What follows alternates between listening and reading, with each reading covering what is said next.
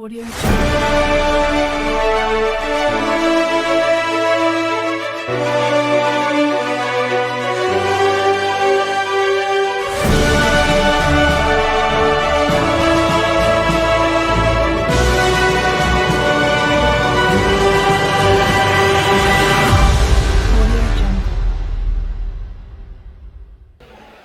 ولسه متواصلين اعزائي المشاهدين من داخل فندق ماونتن روز ومهرجان ميسس ميك اب فيستيفال سيزون 8. وسعدنا وشرفنا ان نلتقي بمصفف الشعر الجميل مينا. اهلا وسهلا بيك. اهلا بحضرتك. مينا جميل صح؟ مينا جميل. ايه الدريس؟ تمام. اولا احنا بنرحب بيك بوجودك النهارده مشرف، وبنقول لك الف الف مبروك على التكريم الجميل النهارده. كلمنا الساده المشاهدين اكتر عن اعمالك.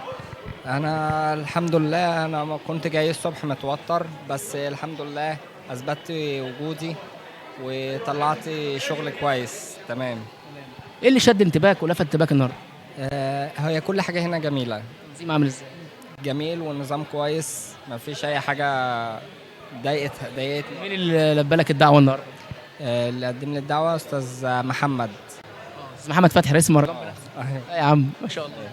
تمام. سيزون النهارده معاك؟ اول مره ان ما يكونش اخر مره ان شاء الله. شاء الله. حلمك اللي جاي ومشروعك اللي جاي؟ حلمي انا جاي هنا عشان نفسي ابقى حاجه كبيره، يعني ابتديت اهو اول خطوه.